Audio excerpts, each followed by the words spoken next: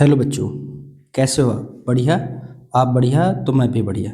बच्चों, आज मैं आपके लिए जो यूपी बोर्ड में इस समय प्री बोर्ड चल रहा है उसके साइंस के पेपर का सॉल्यूशन लेकर आया हूँ। अगर आपके वहाँ अभी तक प्री बोर्ड स्टार्ट नहीं हुआ है तो आपके स्कूल में भी सेम यही पेपर आएगा। तो इसका सॉल्यूशन हम लोग आज करेंगे। तो ये जो सेट रहने वाला है 8 to 4 रहने वाला है बीएपी। सेम यही आपके जो है प्री बोर्ड में भी आएगा। अगर आपने अभी तक जो है प्री बोर्ड नहीं दिया है तो इस वीडियो को देखकर तैयारी करके जाइए, आपका पेपर बहुत अच्छा होगा। मैंने आज बेटा साइंस का पेपर लिया है, चलिए इसको सॉल्व करते हैं। देखिए यहाँ पर हमारे पास क्या है, बहुविकल्पीय हैं। पार्ट ए में इसमें दिया है, पहला क्वेश्चन है बेटा हमारे पास, किसी दर्पण से आप चाहे कितनी ही दूरी पर खड़े हो आपका प्रतिबिंब सदैव सीधा प्रतीत होता है, संभव दर्पण कैसा होगा? बेटा हम लोगों ने पढ़ रखा होगा या आप लोगों ने स्कूल में पढ़ा होगा कि जो समतल दर्पण होता है बेटा, समतल दर्पण के सामने अगर आप खड़े होते हो तो उसका प्रतिबिंब आपको बेटा सीधा मिलता है, और दूसरा जो होता है वो उत्तल दर्पण होता है जिसमें आपको प्रतिबिंब क्या होता है बेटा, सीधा मिलता है। ठीक है, तो यह इसका ऑप्शन जो सही राइट ऑप्शन होगा वो क्या होगा बेटा, या तो ये समतल है अथवा या तो ये उत्तल है। ऑप्शन नंबर डी आपका सही होगा। तो चलिए बढ़ते हैं अपने अगले क्वेश्चन की ओर। अगला क्वेश्चन बेटा क्या कह रहा है, इंग्लिश वाले बेटा देखिए, इंग्लिश मीडियम वाले लगाएंगे आइदर प्लेन और कॉन्वेक्स।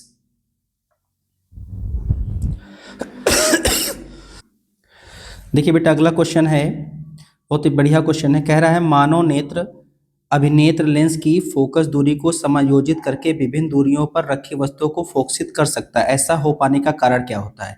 बेटा इसकी ये डिफिनेशन भी आती है और इसको हम लोग क्या कहते हैं, बहुत अच्छे से हम लोग को पता होना चाहिए। इसको हम समंजन क्षमता बोलते हैं, क्योंकि समंजन क्षमता जो होती है वो फोकस दूरी को क्या करती है, समायोजित करके विभिन्न दूरियों को पर रखी वस्तुओं को फोकसित करती है। ये इसका कारण भी होता है, इसी के कारण से ऐसा हो पाता है। देखिए फिर अगला क्वेश्चन बेटा क्या है, अगला क्वेश्चन है हमारे पास, कह रहा प्रतिरोध आर के किसी तार के टुकड़े को 5 बराबर भागों में बेटा काटा जाता है। इन टुकड़ों को फिर पार्श्व क्रम में संयोजित कर देते हैं।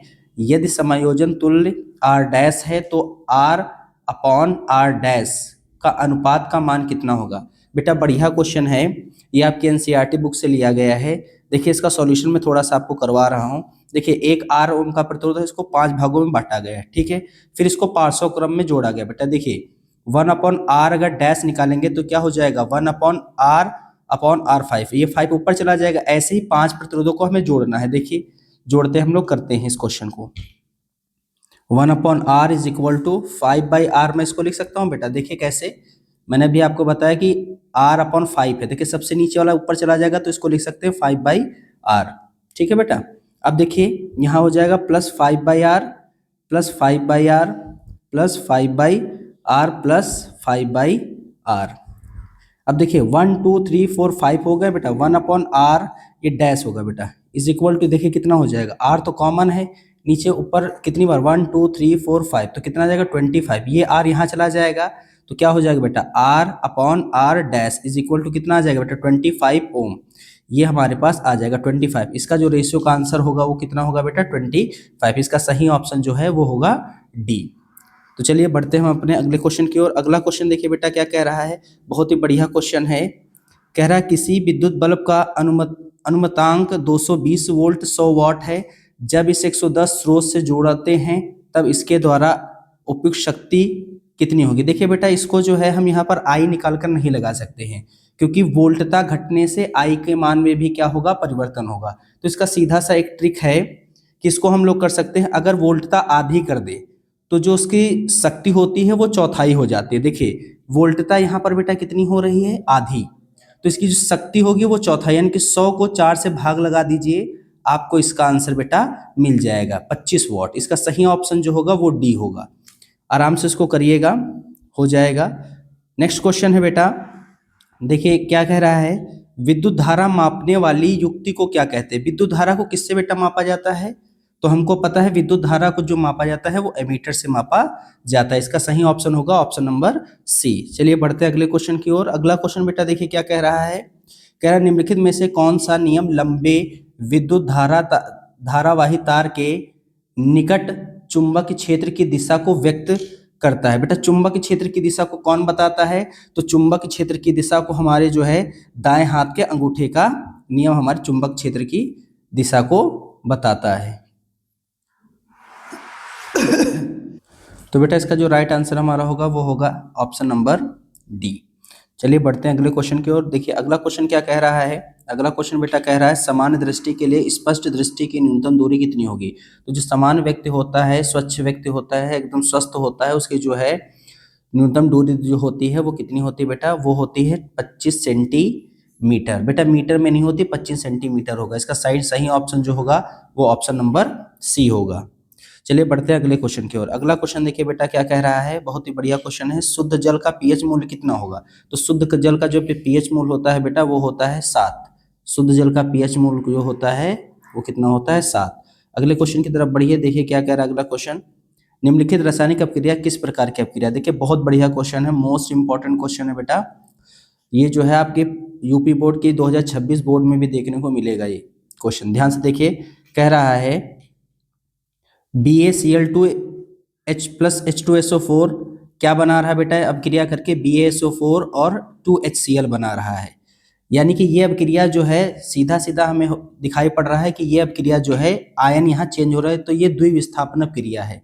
लेकिन यहाँ पर ऑप्शन में तो हमें द्विविस्थापन कहीं भी दिया भी नहीं चारों ऑप्शन में। तो इसका सही ऑप्शन होगा, क्योंकि हम द्विविस्थापन अपक्रिया के इस एग्जाम्पल को हम जानते हैं, इस अपक्रिया को हम क्या नाम देते हैं बेटा? अवक्षेपण की अपक्रिया। इसका सही आंसर जो होगा वो ऑप्शन नंबर सी होगा। बहुत बढ़िया क्वेश्चन है। तो चलिए बढ़ते हैं अपने अगले क्वेश्चन की ओर। अगला क्वेश्चन देखिए बेटा क्या कह रहा है। कह रहा है प्रयोगशाला में सर्वप्रथम किस कार्बनिक यौगिक का निर्माण हुआ था? तो कार्बनिक यौगिक का निर्माण हुआ था बेटा यूरिया का। सबसे पहले यूरिया का निर्माण हुआ था। इसका ऑप्शन सही होगा ए। अगला क्वेश्चन है बेटा, कह रहा है एल्केन का सामान्य सूत्र। देखिए बेटा ये एल्केन का सामान्य सूत्र हमें 3 प्रकार के सूत्र पता है। एक पता है CnH2n+2 और एक हमें पता है बेटा CnH2n और एक हमें पता है CnH2n-2। देखिए ये जो सूत्र होता है बेटा ये एन, इसमें क्या लगाते हैं? एन। इसमें बेटा क्या लगाते हैं? इसमें लगाते हैं इन, और इसमें क्या लगाते हैं बेटा? आइन। तो यहाँ पर देखिए क्या पूछ रहा है? एन लगा है, तो यानी कि राइट ऑप्शन हमारा कौन सा होगा बेटा? ये वाला ना। तो ऑप्शन नंबर ए जो है इसका राइट ऑप्शन होगा। चलिए बढ़ते हैं अगले क्वेश्चन की ओर। अगला क्वेश्चन देखिए बेटा क्या कह रहा है, बहुत बढ़िया क्वेश्चन है। इस आपके 3rd चैप्टर से लिया गया है, धातु अधातु से। लिखा है सिनाबार का रासायनिक सूत्र क्या है? देखिए सिनाबार का जो रासायनिक सूत्र होता है वो बेटा होता है HgS। क्या होता है बेटा? HgS। और ये एक ओर्क होता है। ये क्या होता है? ओर्क। ठीक है, इसको ध्यान रखिएगा। चलिए बढ़ते हैं अपने अगले क्वेश्चन की ओर। अगला क्वेश्चन है बेटा कार्बन परमाणु की संयोजकता कितनी होती है? बहुत सिंपल क्वेश्चन है। इसका आंसर होगा ऑप्शन नंबर बी। इसका सही ऑप्शन होगा ऑप्शन नंबर बी। चलिए बढ़ते हैं हम अपने अगले क्वेश्चन की ओर। देखिए क्या कह रहा है कि सूचनाओं के चालन के लिए विशिष्टीकृत उत्तक पाए जाते हैं। बेटा विशिष्टीकृत उत्तक जो है हमारे लोगों में पाए जाते हैं, यानी कि जंतुओं में। पादपों में ये उत्तक नहीं पाए जाते हैं आदान प्रदान करने के लिए। तो ये किसमें पाए जाते हैं बेटा? जंतुओं में पाए जाते हैं। चलिए बेटा बढ़ते हैं हम अपने अगले क्वेश्चन की ओर। कह रहा है पुष्प के निम्न में से किस भाग में जनन कोशिकाएं होती है? देखिए बेटा पुष्प के किस भाग में जनन कोशिकाएं होती है? तो इसका सही ऑप्शन जो होगा वो होगा पुंकेसर। पुंकेसर में जो होती हैं वो जनन कोशिकाएं पाई जाती हैं। अगला क्वेश्चन देखिए बेटा क्या है। अगला क्वेश्चन हमारे पास है कि निम्न में से कौन हार्मोन्स हमारे लिए कार्बोहाइड्रेट, प्रोटीन एवं वसा के उपापचय यानी कि मेटाबॉलिज्म का नियंत्रण करते हैं? तो मेटाबॉलिज्म बेटा देखिए ये आंसर जो है हमारा, इसका जो सही ऑप्शन होगा वो होगा इसका थायरॉक्सिन। इसका सही ऑप्शन जो है ऑप्शन नंबर बेटा क्या हो जाएगा? सी हो जाएगा। बढ़ते हैं हम अपने अगले क्वेश्चन की ओर। देखिए अगला क्वेश्चन क्या कह रहा है बेटा, यहाँ पर अगला क्वेश्चन थोड़ा सा हमारा कट गया है। देखिए मैं इसको लिखे दे रहा हूं। ये लिखा है शुक्राणु का निर्माण होता है।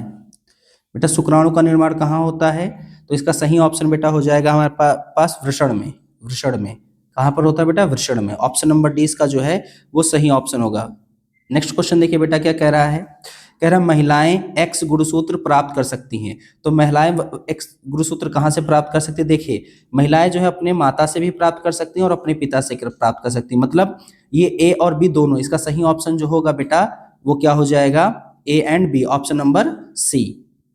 अगला क्वेश्चन देखिए बेटा, कह रहा है, अगला क्वेश्चन कह रहा है निम्न में से कौन एक उत्पादक है? बेटा कौन सा एक उत्पादक है? तो उत्पादक का काम क्या है? जो अपना काम स्वयं करते हैं। तो हरे पौधे बेटा उत्पादक कहलाते हैं। हरे पौधे जो, इसका ऑप्शन नंबर जो है बी वो सही होगा। हरे पौधे जो हैं वो उत्पादक कहलाते हैं। नेक्स्ट क्वेश्चन देखिए बेटा क्या कह रहा है। नेक्स्ट क्वेश्चन कह रहा है कि वृद्धि का संदमन करने वाला पादप हार्मोन्स कौन सा है? बेटा बहुत बढ़िया क्वेश्चन है। देखिए इस पे आपको लॉन्ग मतलब आपके 2 नंबर 3 नंबर से भी क्वेश्चन बन सकता है हार्मोन से। बहुत बढ़िया क्वेश्चन है। देखिए इसका सही आंसर होगा ऑप्शन नंबर कौन सा होगा बेटा? ऑप्शन नंबर हमारा होगा एब्सिसिक अम्ल। क्या होगा बेटा? एब्सिसिक अम्ल। अब इस अम्ल के बारे में थोड़ा जान लीजिए। ये अम्ल को एक हम अलग नाम से जानते हैं, इसका नाम होता है स्ट्रेस हार्मोन्स। ये एक स्ट्रेस हार्मोन्स भी है। इसका दूसरा नाम है बेटा स्ट्रेस हार्मोन्स। स्ट्रेस हार्मोन्स, तो इसका नाम है स्ट्रेस हार्मोन्स। और ये क्या करता है बेटा? इसका काम है पौधों की वृद्धि में रुकावट पैदा करना। पौधों की वृद्धि में रुकावट, ये पौधों की वृद्धि में बेटा रुकावट को रोकता है।